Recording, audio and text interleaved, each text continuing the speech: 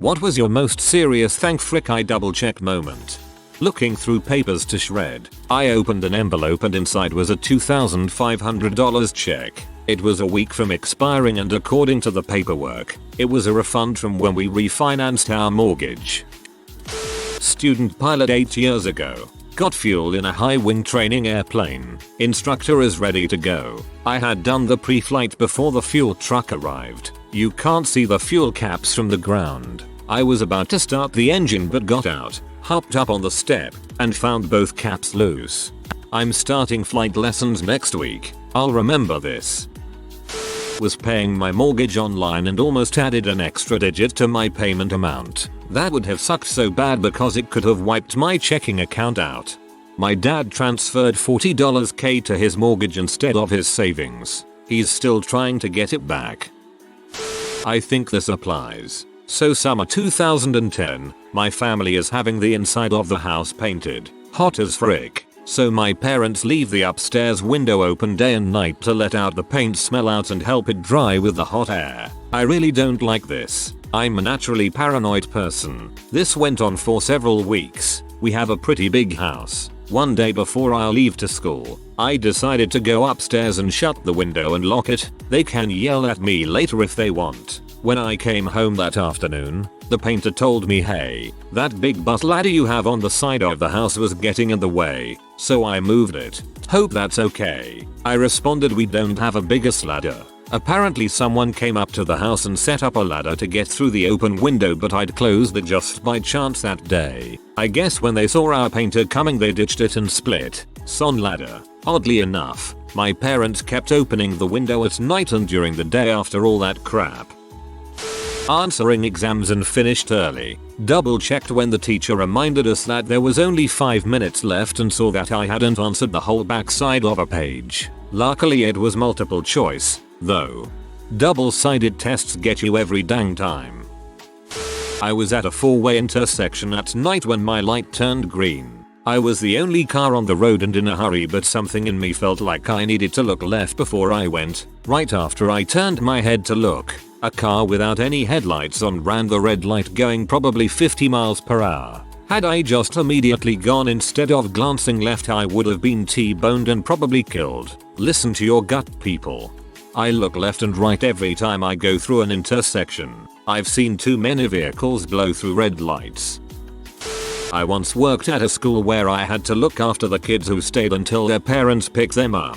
Don't know what it's called in English. After school care? They usually had the classic little game where they would hide and I pretended not to know where they were and told the parents that I hadn't seen them all day. Problem is that they would do this with 2 or 3 at a time and then come out all together. Usually. One time this kid started hiding with some others at around 6 PM but didn't come out at all, so he kept hiding away until 7 PM at the end of my shift. Thank frick that during my closing routine I found him in some ridiculous tiny little space because I totally forgot about him. I had about 40 to 50 parents coming in between 6 and 7.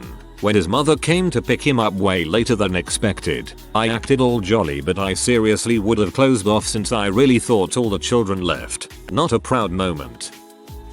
I almost killed my niece's cat via washing machine.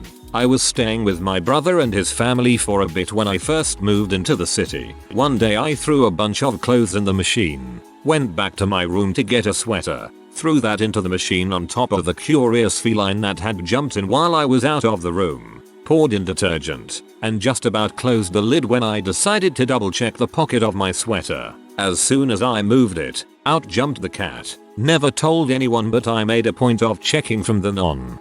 To any cat owners scrolling, double check the following: the hood of your car when it's cold out, washers and dryers, the oven, any large, heavy thing with moving parts. Very recently I changed a light bulb at work in a corridor that rarely got used. A long fluorescent bulb. As I was walking away, turning a corner, I realized the pitch of the hum of the light seemed off. Just seemed higher pitched than normal. I went back to check to make sure the light was on. It was on fire. Dunno if it was the bulb or fixture, but the whole thing was in flames. Light bulb was on though. Dealt with it, but if I had kept walking, building would have probably taken serious damage before sprinklers kicked in. A colleague saved me. I had printed around 500 letters for him, and when I handed them over he said the phone number didn't look right. I dialed it to check. It was a phone sex line. I had put 2 numbers the wrong way round. We changed our number after that in case any customers misdialed. So glad my colleague spotted it before those letters were sent. My previous work printed flyers with the local brothel's number. We thought that it was weird that no one was RSVPing for an event that we were holding, until one of our regulars called to ask why every time a female called the number they were directed to a morgue, and every time a male customer called it was to a brothel. That turned out to be a very costly and embarrassing mistake. Wake up late at night feeling thirsty. Everything is dark. I always keep a glass of water by the bed. I grope for the glass and grab it and am about to take a swig when I suddenly think, no, better check. So I put it down and stumble groggily over to the light and switch on, and there's a huge cockroach floating dead in the glass. Yeah, I need you to delete this from Reddit, and also my brain, thanks. I've always made it a habit to double check to make sure the organ blower is turned off after a service, lesson, or practice session. The organ blower is 3-phase, many horsepower, and requires a lot of juice to run it. If it were left on overnight, the blower could overheat and cause a fire. Late one day after teaching, I double checked to be certain a student had turned the blower off after his hours of practice. Sure enough, it was still turned on and the blower was red hot. If I hadn't looked, there could have been a fire in the building that night. That's crazy. We have a lot of heavy 3-phase equipment where I work, but they all have auto cutoffs triggered by high temperature. I'm surprised your blower doesn't. One time I was putting my hair straightener away and I dropped it into the toilet. As soon as it hit the water, it started hissing and sizzling, and I assumed it was because it was still hot. For a second I went to reach over and yank it out, but then I was like, wait, it's still plugged in. It never tripped the safety switch that bathroom outlets usually have because this house was old and didn't have bathroom outlets. I had to run a cheap extension cord from the office to the bathroom to do my hair. Literally almost grabbed a live electrical appliance that was shorting out in water. Go to the dollar store and get the cheap butt surge protector, you beautiful straight haired bastard. I had copied a P-link to send to my BF. Ended up not sending it, and later was emailing my students to update them about something or other. Accidentally pasted the link into the email and almost sent 20 college students a link to Pornhub. I mean, they'd probably just shoot you a thanks and move on.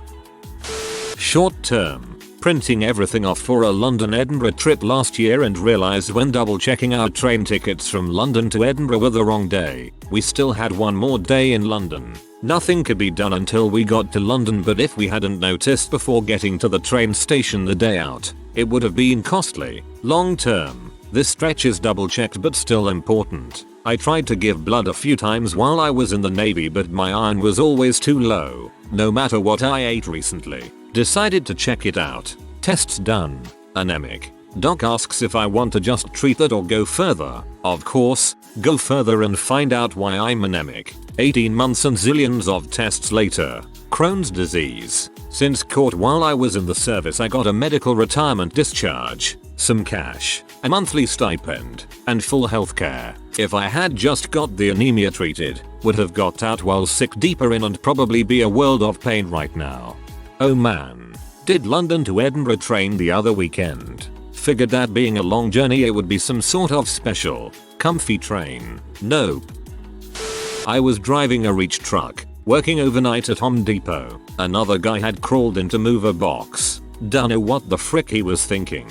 And I never double checked, because why the frick would I? Always did after that. If I hadn't, he'd be dead. I was cleaning my room and throwing out a bunch of school papers, old envelopes, etc. I'm always nervous throwing out garbage bags in apartments. I guess the garbage chute seems more permanent than a bin that's collected weekly. Because there were so many papers and I was moving, I decided to double check the bag. I had an envelope of over $1,300 in savings bonds and tips I had hidden in my drawer earlier in the year. I felt like I made $1,300 that day. Veterinarian here. I asked for my assistant to bring me some glucose to inject into a 2-kilogram dog with hypoglycemia. He brings me this vial, and right as was about to open it, I looked at it, and it was potassium chloride, KCl. which is used for euthanasia. Both were the same size and shape, but the one that would stop the dog's heart had a big black stamp on it, so it wasn't so hard to differentiate them. Extra, a professor of mine during a surgery asked for an antibiotic which needs to be diluted before used to inject after surgery was done. The intern brought the vial, already diluted, but instead of putting injection water into the bottle, he had actually put KCl. As the professor was injecting the antibiotic, she noticed the heart of the dog was stopping, but fortunately, the amount needed to kill the animal was a bit higher and they were able to save it. When they asked and saw what he had actually put in the bottle, she went nuts on him for not double checking it before diluting. I don't know what happened to the student. This is always a thought I have when I bring my cat to the vet for shots updates. I thought, that's ridiculous. They probably have the bottles for euthanasia marked and kept in a different spot. Thank you for terrifying me, lol. Ooh, I have one for this. I've lived in a few places over the years, but they all have one thing in common. Spiders, and lots of them. At an early age I learned to always smack the heel of my shoes against the floor, my knee, etc. to knock out any spiders that might have crashed in there overnight. One day I was getting ready to leave the house and something interrupted that little ritual. Came back and couldn't remember if I had checked and was about to slip em on when I decided to make sure, and sure enough, there was one that fell out right onto my knee. But it wasn't any spider, no, it was a freaking black widow. After jumping up and possibly crapping myself in the process, I found it during across the floor and dealt with it. But good lord, the thought of what might have happened if I hasn't double checked still makes my skin crawl to this day. I've been bitten by a black widow. Talk about a costly hospital bill. Every time I'm driving and I'm turning into a different lane, I always check over my shoulder. I check all of my mirrors, then look over my shoulder. Do you know how many times it looks clear to merge into a different lane based off of the mirrors? But when I finally look over my shoulder I see someone is right next to me, especially motorcycles. Always check your blind spots. More of a thank frick I had my husband double check, but anyways. Last week we went to bed downstairs a little late since our 3-month-old had colic. We live in a half-finished basement, and hear a weird sound like the bulkhead door had been opened from the unfinished half of the basement. I of course thought someone had broken or an animal got in, so we locked ourselves in the room with our daughter and 4-year-old son and then called my brother-in-law who lives upstairs to check on it since I didn't want to risk our children. He checks and clears it, but I just couldn't sleep after, which was a good thing since not even 10 minutes after he went back upstairs I heard a thump and sheet metal hitting the floor. At this point I told my husband to quickly go out of the room, lock the door behind him and run up to get our dog, who is not people friendly at all to those outside our family or close friends, to have him check the basement. When my husband went out he looked over to see a panel had come off our furnace and it was billowing smoke and the fire alarms weren't going off. Thankfully I know where the emergency shut off is. To keep this as short as possible, if I hadn't insisted my husband go out again we might have been overcome by smoke inhalation in our sleep along with my sister and her whole family. TLDR. Furnace almost caught fire while family was sleeping in a house with apparently faulty smoke alarm system. Get your furnaces checked regularly. Make sure you know where your emergency shutoff is, and test your fire alarms. Get a carbon monoxide alarm too. A bit of background. First, my university degree was split between two of the departments of my university, the Humanities Dept. and the Law and Social Sciences department. I mostly worked with humanities, with LSS handling about 30-40% of my degree. So, at the start of my final year I got my standard email from humanities asking me to sign up for my history modules for the year. Oddly, there was no matching email from LSS for my politics modules. But I figured that I was probably only having politics modules in the second semester, which was a stupid assumption but also plausible. A couple of months into the semester, I get an email informing me that I won't have enough credits to graduate at the end of the year. What? So yeah, the university's student services had gone through some internal restructuring, and in the process I had become that one person who slips through the net. I had to rush and sign up for politics modules quickly. I was confirmed on them a couple of days later. I was chatting about it with a friend and thought, I should check to see when my first politics essay is due. 5 days away. I hadn't been to a single seminar or lecture. Well crap. Happy ending. With 2 days to go I managed to get in contact with my tutor, who got me a 2 weeks extension for extenuating circumstances after student services ignored my original application for an extension. It was my worst essay of my university career, but it was a pass, so frick it. You literally lived my recurring nightmare. I graduated 13 years ago and I still have this nightmare. Don't know if this counts but had a feeling something is off about my wife's behavior. Checked her phone, never did before and felt weird. Found out she cheated on me. Led to a cascade of discovery ls. As in she was in a relationship with a guy and GKT pregnant from him. Had her abortion while visiting her family. Getting divorced now. Please don't take this as you should not trust your partner but be aware of changes in behavior. Gut feeling is more likely you notice changes but don't want to. Glad to see you had enough sense to listen to your feeling and check it out. Winter here in Sweden. Took out the trash. The door was slightly ajar but the dogs are really good with staying inside when they're supposed to. Came back inside. Sat down. Felt a bit uneasy and went to the door. Opened it and the chihuahua was just there in the garden. Taking a wee. Probably wouldn't have survived for long in -13°C. Did a winter in northern Norway and I almost didn't survive. You could have come back to a chihuahua-sicle. Glad you checked. I never shared this story before, so I can finally get this off of my chest. When I was 16 I got a call from a friend who was alone at home and he asked if I wanted to come over for pizza and video game. And sure, why not? After a nice evening of food, games and movies, I noticed that he was a little bit off, and it was not like him. At one point I asked if he was okay and we started to talk about girls, life and problems of 16-year-old boys. Before leaving out, I asked if he wanted me to sleep over so he had some company for the weekend and he said, no, I'll just order more pizza and keep playing at night, but thanks man. Well, went out of the door and after walking around 10 meters of his door I noticed that I didn't close the door properly. So I returned and before closing I remember about thinking I am going to give a check on Ziz. In just 10 minutes of leaving his house and returning, that sucker tried to hang himself. I don't want to share more details about it. Hard to write while all memories are returning about this topic but today, he is happy with 3 kids and perfect marriage. We see each other one time every year and we always cry after a big hug. I wasn't the one who double checked, but I am so thankful to the person who did. Story time. My high school decided to take the senior class to Six Flags at the end of our year. I had recently gotten over my fear of roller coasters and decided to ride the Superman ride. Little did I know, I had buckled my seatbelt completely wrong. If it wasn't for the worker who checks everyone's seatbelt before the ride starts, I would have flown out of my seat and died. I know that moment usually feels like an inconvenience, like hurry up and start the ride, but it seriously saved my life.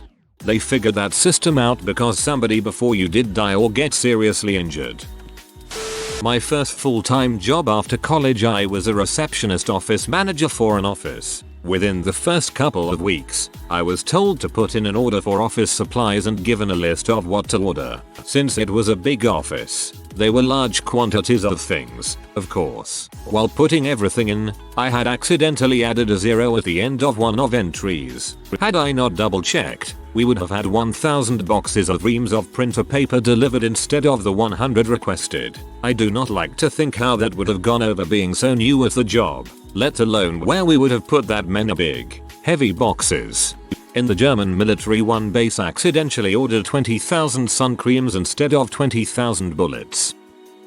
My car is old enough that the lights don't turn themselves off. I have to do it manually. I have had my battery die many times because of this. On vacation in a different state, many hours away from anyone who could help me get my battery recharged, and very nearly walked away with the lights still on, but turned around to check because I had a funny feeling. The ACT when I was a sophomore, I completely misread the directions on the science section of it and went back to the start halfway through and found out that I was doing everything wrong. I went back again and wrote down my last answer 5 seconds before time was up on the section. I remember that part of the ACT, except for some reason I didn't know much about the chemistry, so I did something I learned from reading My Life is Average, and that was choosing AC/DC like the band. Ended up scoring in the high 20s on that section. 5/10 wouldn't recommend that method, should probably just actually study. I had a job a while ago as a secretary in the Pentagon. My boss got a PDF every morning with a summary of military news, and it was my job to download it every morning and email it out every day to the boss and the whole unit. I was also reading Game of Thrones at the time, a pirated PDF copy. I had a copy on my work computer. One day, somehow my book got renamed to Day's News PDF on accident, and I attached it to the Day's News email. Right before hitting send, I decided to make sure I was sending out today's news, not the day before's. So I opened the attachment and check. It loads, and I'm greeted by the cover of Game of Thrones. I had the default reaction. Would have been interesting to get the Pentagon's input on how to run Westeros and fight off the ice zombies though.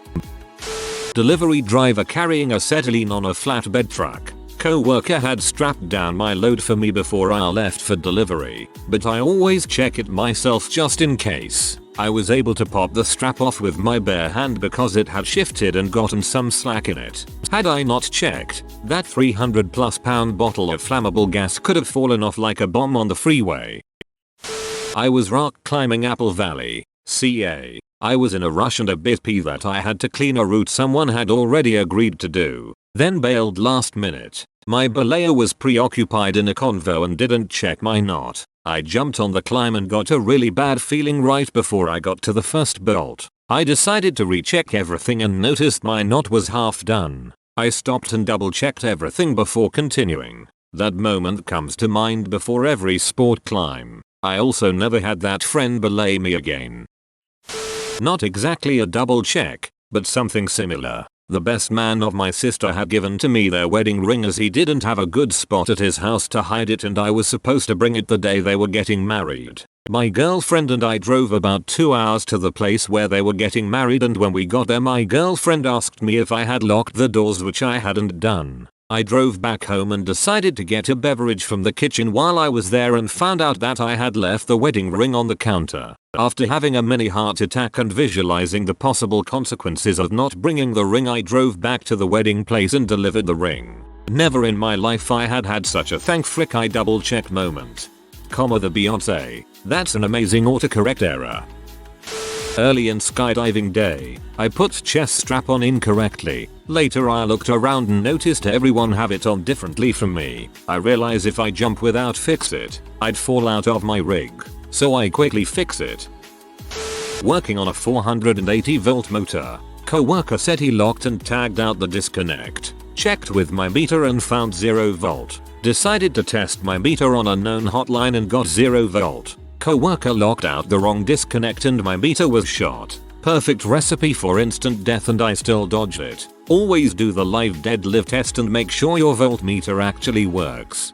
Always live test, source test, live test again. But I would not work on anything I hadn't locked out myself. That way, if it's fricked up, it's my fault when I'm shocked or electrocuted. If you are new to the channel, you can subscribe. I publish new videos every day. Until then, check another video.